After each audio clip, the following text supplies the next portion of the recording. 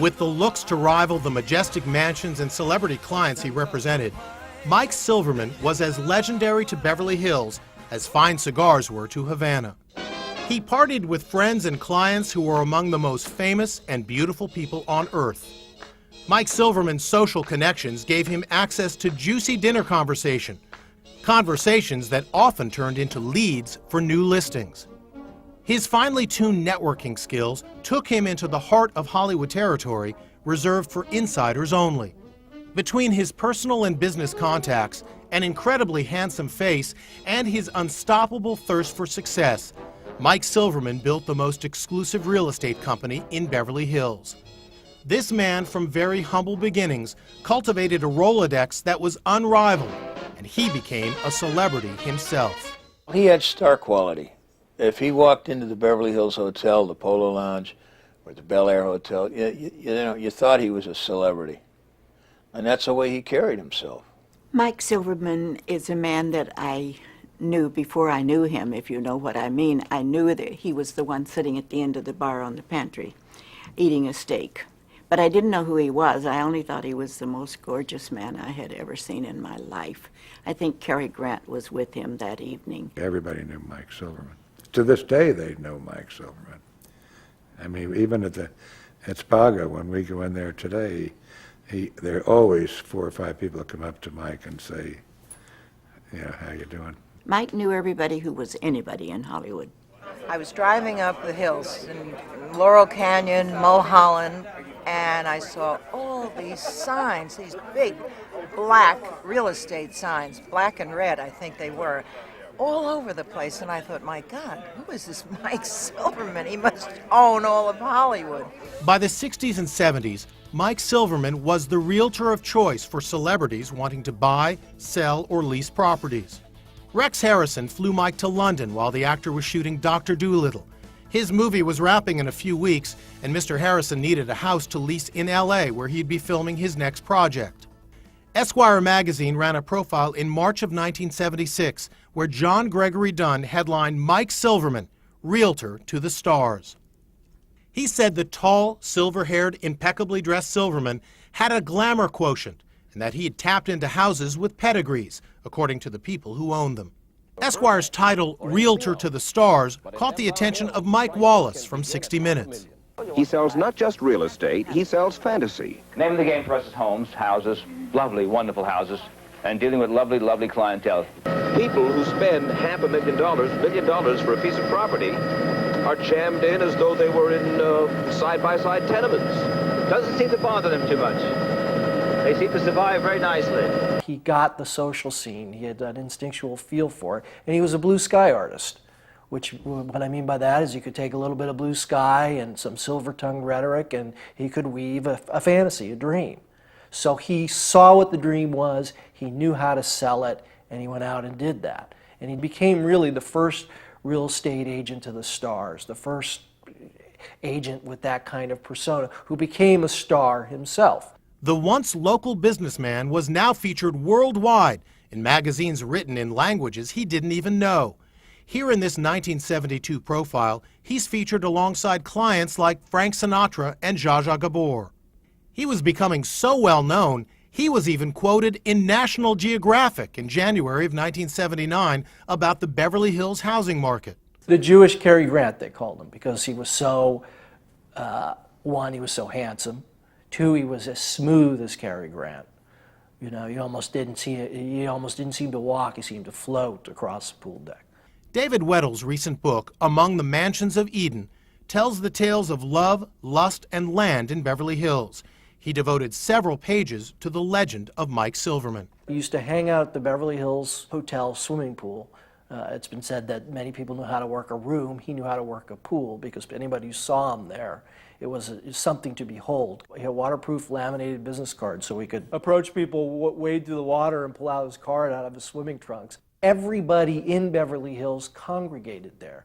You know, from Katharine Hepburn jumping off the diving board to Chaplin playing tennis and cursing like a truck driver when he'd lose to, you know, all the stars. Fred Astaire would walk across the pool deck to go in the lobby to get his paper every day. So it was like the town square. And so Mike Silverman could come in and work that and be completely networked into the community. The old school realtors weren't familiar with that network. When he first came into Beverly Hills, he was, of course, frowned upon. Here is this guy who is turning the real estate business into a circus act. You know, it's just not done. It was bad form. Well, while they were complaining and saying how it just shouldn't be done that way, Mike Silverman was taking all their business. And, you know, the clients, of course, loved it. They wanted a circus act. Mike had that Cary Grant look, but he was also a brilliant man. It was a glamorous office in that it was really, if you were a salesperson in Beverly Hills, it was a privilege to be a part of that office. And it wasn't so easy to get in that office. Mike was quietly famous for something else. Mike never repeated a personal story, good or bad, about any of his clients, never made plans to write a tell-all book, just simply never told. Maybe it doesn't sound like so much, but in this town, it's enormous. You could go to sleep at night if Mike gave you his word on something. You have to realize at that point in time when Mike started in '63, I think he opened the office in '63, there were no such things as paparazzi. I mean, the only thing maybe you had on the street was Confidential magazine, and he did have the Lana Turner listing when Johnny Stompanato was murdered there. There were a lot. Then there were the stories that people didn't know.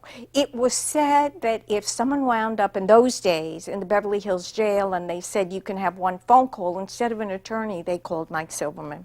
You had also private detectives that had the stories, and Mike knew all of these people, from the lowest of the low to really potentates, Sultan of Brunei from other countries, to Mickey Cohen, the gangster. Billy Davis Escrow, good morning. Billy Davis closed escrows for Mike Silverman and Associates. Her office was next door to his on exclusive Cannon Drive in Beverly Hills. Mike Silverman Realtors were a group of young women and men that were known around town, and he kept them all on the straight and narrow. And every one of them was attractive. Every one of them was smart. Every one of them followed his lead. And it was a great office. I think that was probably his biggest asset, was that he was able to indoctrinate these gals and men that worked there to close the deal, and they had a very successful business as a result of that. He was honest. I never heard anything where he hurt anybody, cheated anybody, and he had a good reputation. I think his asset was his reputation, and that's what sells. His humor, his ability, his knowledge, and his way to present a deal to a client where the client just couldn't resist. He's persistent, he's professional, and he sees that it gets done one way or the other. The deal closes. Now I'm looking for a fat commission, and so I fly, get on a plane, fly over to Madrid in a cholera epidemic. And we are quarantined. Now, I ain't got time for a quarantine. I got to get my papers on. I'm looking at the watch, and I found a loose door, and I get out of there, and I'm running through the streets at midnight in Madrid, and I end up in a guy's house, and he signs a thing, and I'm running for the airport. And I think the cops are after me for breaking the quarantine. But I got on an airplane, got back in time to close the escrow. His office may have been in Beverly Hills, but Mike Silverman closed deals all over the world. He was active, I think, internationally, and he knew somebody everywhere. When he went to town, he wasn't looking for a hotel. Somebody or three bodies would invite him to stay with them. One of Mike's most exciting invitations was to Africa, to stay with William Holden at his Treetop Safari Club in Kenya. He wrote postcards to friends about his safari and that he'd just been in Cannes and was off next to Spain. His picture appeared in the newspapers and Hollywood magazines regularly. The Realtor to the Stars became the go-to person for the media if the subject was expensive real estate in Beverly Hills. Barbara Walters came to town when the hot topic was overseas real estate investors. Why do they come here? But they just want to get their money out of where they are. They do not know what their future holds. But here, the political stability is quite strong. The weakness of the dollar makes their investment even more appealing. Learning a few cues from his movie star friends, Silverman set his stage before delivering a scene. His stage managing techniques created a new standard for real estate professionals. He sold this one house to some celebrity, and it was this huge mansion, and he had it wrapped up with big red bows and everything. The Beverly Hills Courier saluted the realtor in November of 1994, calling him the ringmaster of razzle-dazzle. They wrote that Silverman pulled out all the stops when it came to selling high-end houses. He was selling the sizzle, not the steak. When showing property in Beverly Hills, it was hard to see the mansions behind the big gates. Silverman used his sizzle factor on serious prospective buyers, showing properties via helicopter. In a community where size counts, what better way to see the size of a potential neighbor's estate? In 1978, the Realtor To The Stars scored a glowing profile in Germany's highly respected Stern magazine. The article pictured the Mike Silverman Realty team, Mike with Liza Minnelli, and a list of some honorable mentions off Silverman's Who's Who celebrity client list.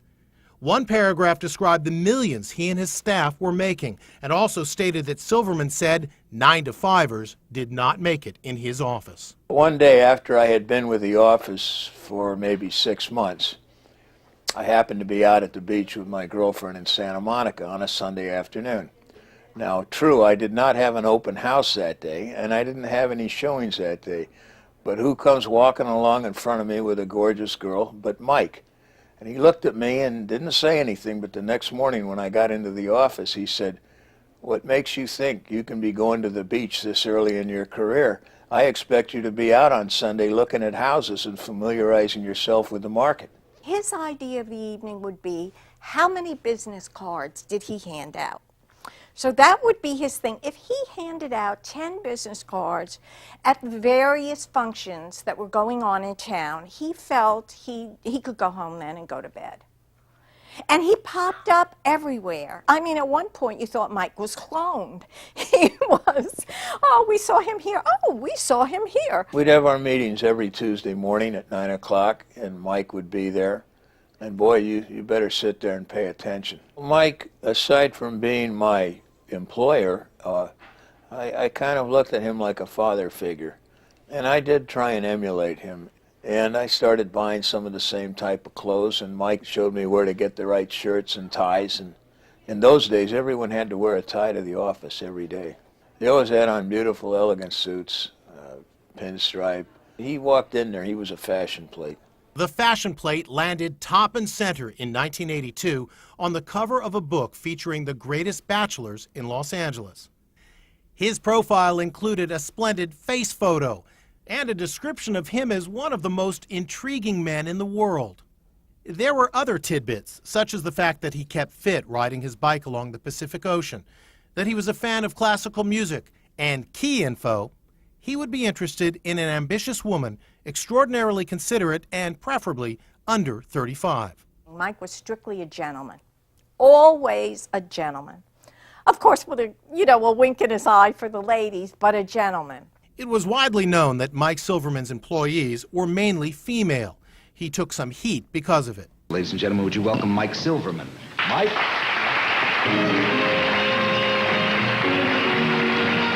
Most of your people are very attractive women. You said, is that were you being gallant, or are they? I mean, do you have to do, like, to get a job? Do you at your company? Do you have to go through a beauty contest? Do you audition? I pride myself on picking the best, and consequently they get along very well. The fact that they're good-looking and have a fairly good construction is very helpful, you say. Because anything that helps a sale is agreeable to a point. It was Mike who originally said those famous real estate words, "Get a lot while you're young."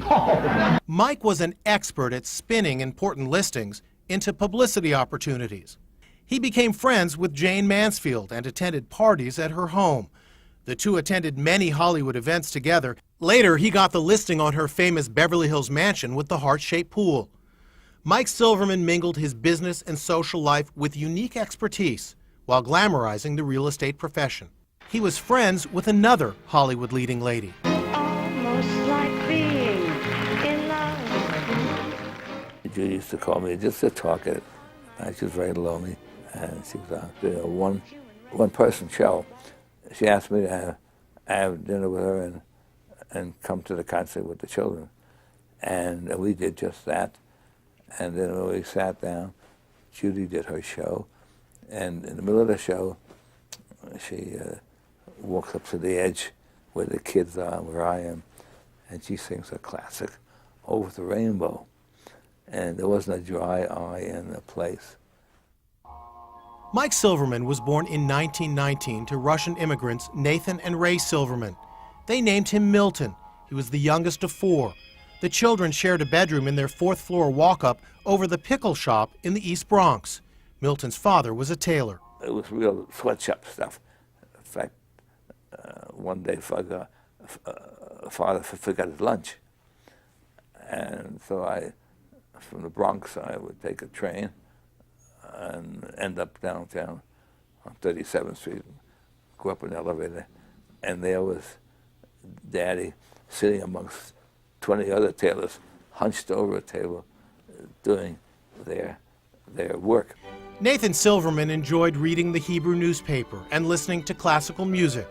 And he taught me to love classical music, and I'm very much indebted to him for that. Milton's mother wanted more from life than her tailor husband could provide. I think she cavorted a little bit. She carried on her own.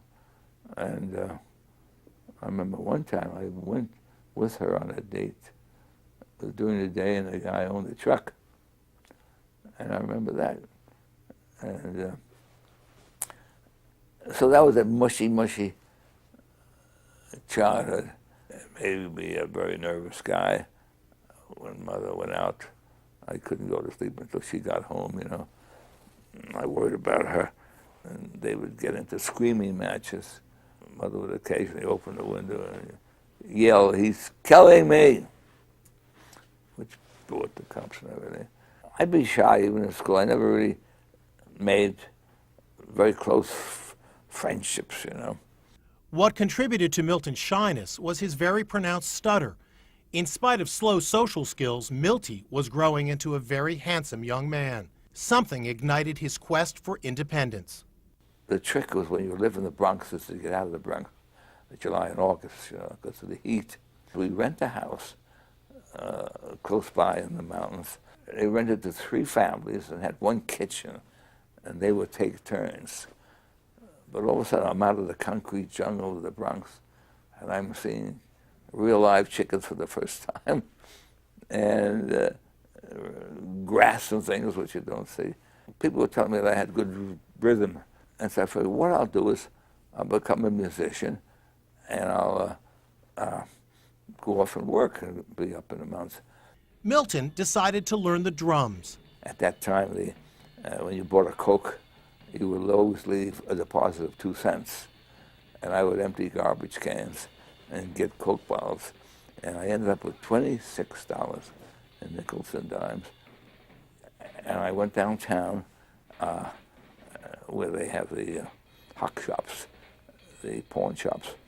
And I walk across one, and there in the window is a beautiful set of trap drums, bass, cymbals, everything. As I walked in, and oh, that's $30. I said, well, I didn't.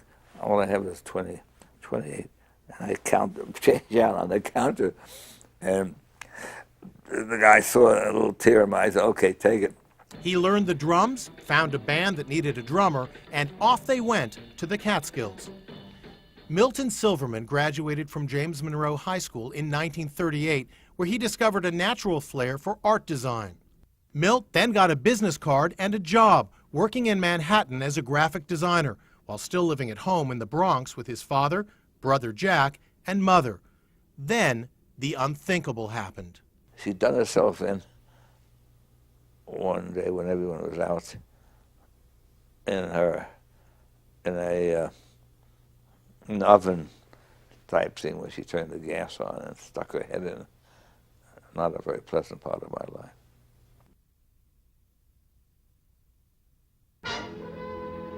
Milton joined the Air Force. He went through basic training in Denver, Colorado and Oakland, California. He was sent to Casablanca and later to Foggia, Italy, as crew chief servicing aircraft before and after bombing runs. Milt's old survival instincts kicked in. He put another band together and found buyers for his graphic design skills. The word got around that I used to be a sign painter, graphic artist.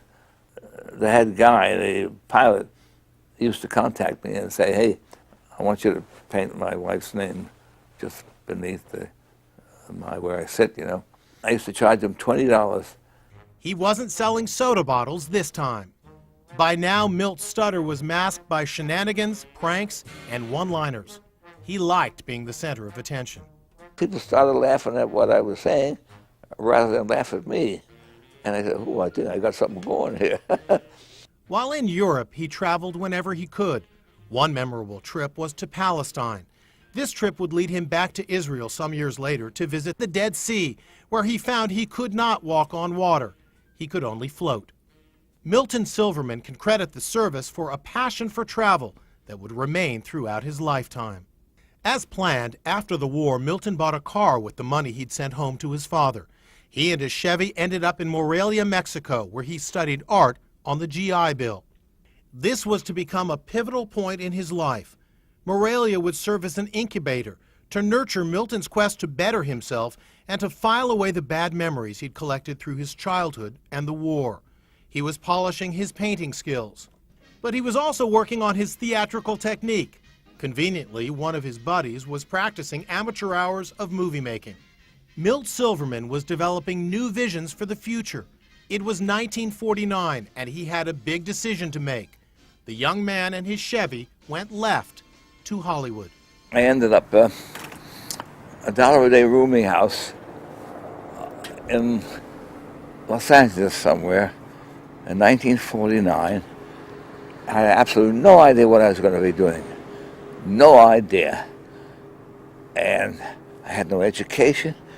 I had no money.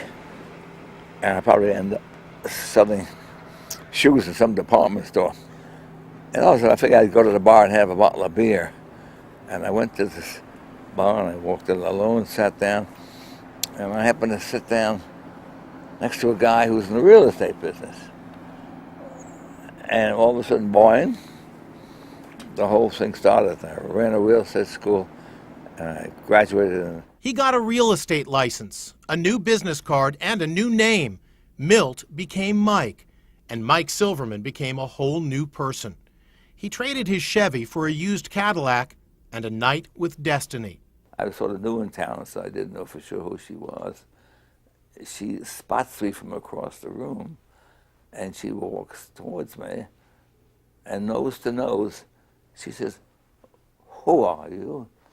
And at that time, I had my stutter working for me, and I said, "My name is Mike Silverman," and she's come join the party. Filmland magazine published a photo in July 1955 with this caption: "Keeping eyes open for friends while nightclubbing are Joan Crawford and her escort, Mike Silverman." Joan Crawford and Mike Silverman became a Hollywood couple. She got all this adulation, and some of it flopped over on me, and I couldn't help but enjoy it. It was Joan Crawford that would give Mike access to real Hollywood society, which provided him an opportunity to have a new profession, Realtor to the Stars. Davy Davison, a new fair-haired actress, caught Mike's attention in 1971. Oh, look how tall he is. They laid the groundwork for a relationship that would become as important as Mike's hookup with Joan Crawford. They were an item for a while, but at that time, Mike's first love was real estate. This is Lisa. Lisa, my dad. Hello, Miss Douglas. How are you, dear? Would you sit down? Thank you. Davy moved on to pursue her acting career. She landed a role opposite Frank Sinatra.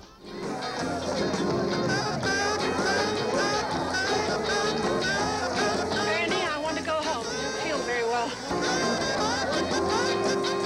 Mike expanded his real estate interest by investing in shopping centers. A gentleman named Herb Piken was short some cash on a deal he was doing and met Mike in lucky happenstance. It worked out to be a blessing for both of us that we both made a lot of money and became good friends. About this time, Mike met another lifelong friend and business partner, also in commercial real estate. When I first started business, we had some investors, and Mike invested with me in some projects. We had some office buildings, and one of the properties we purchased from Mae West.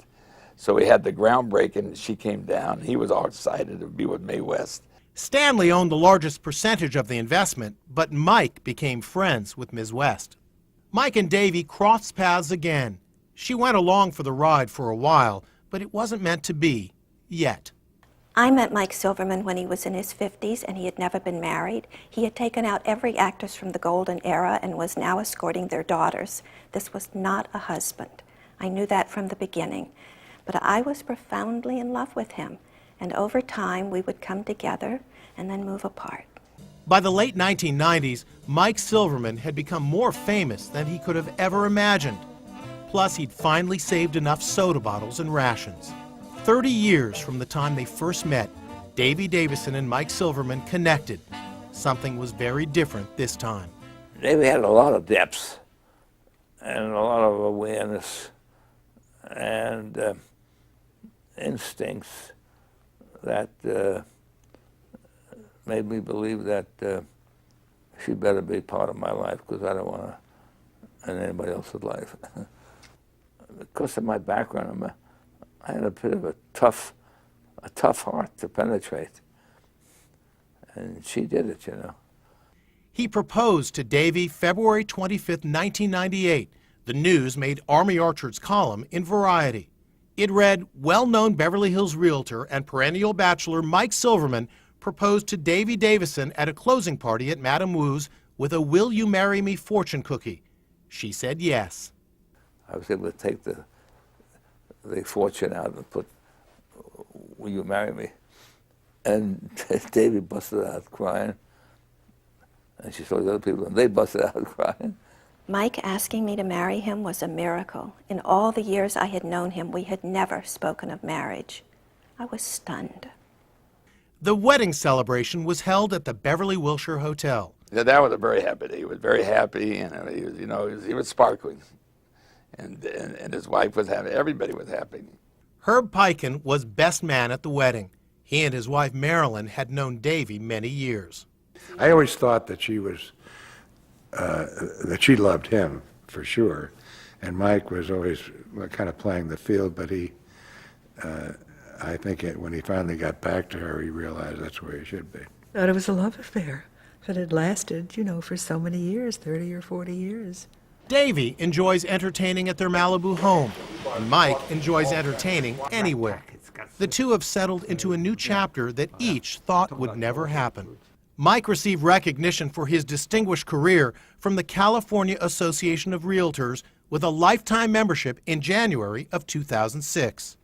In January of 2007, Davy threw Mike an 87th birthday bash. The invitation included an appropriate Realtor to the Stars photo. Mike Silverman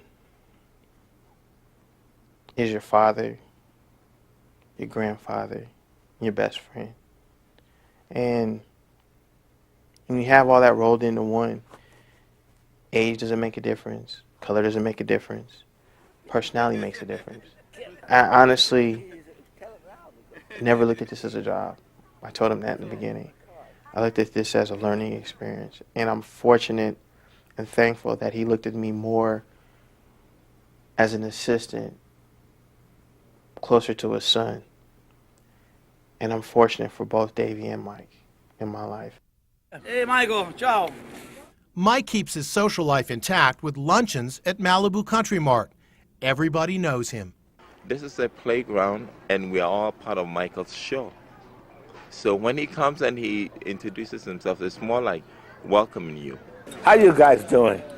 After lunch, he does a walkabout to see who's around that he knows, just like the old days. He may not get around as well as he used to. I don't know. Hey, Mike, you want to go play some tennis? How are you, baby? But he does just fine.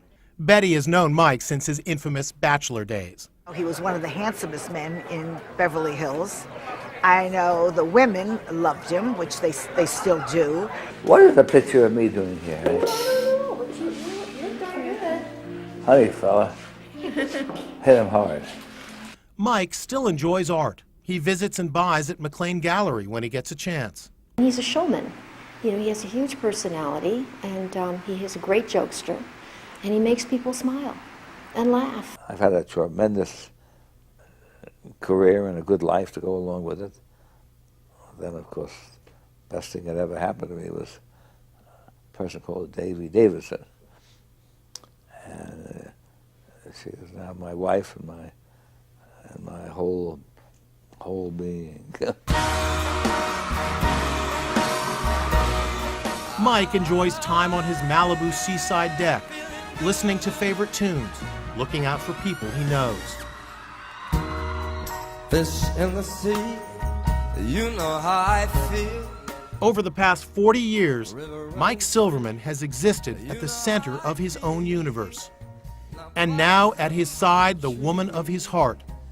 From the Bronx to Malibu, he got it all. There's a new world and a bold world for me.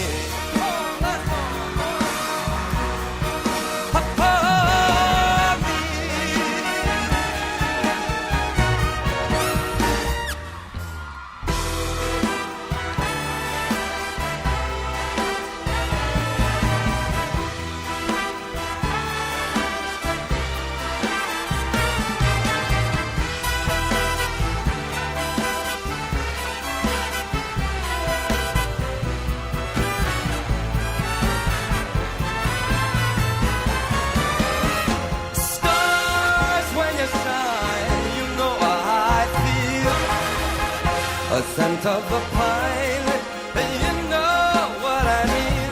Oh, freedom is mine, and I know how I feel.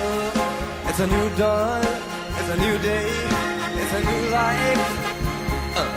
It's a new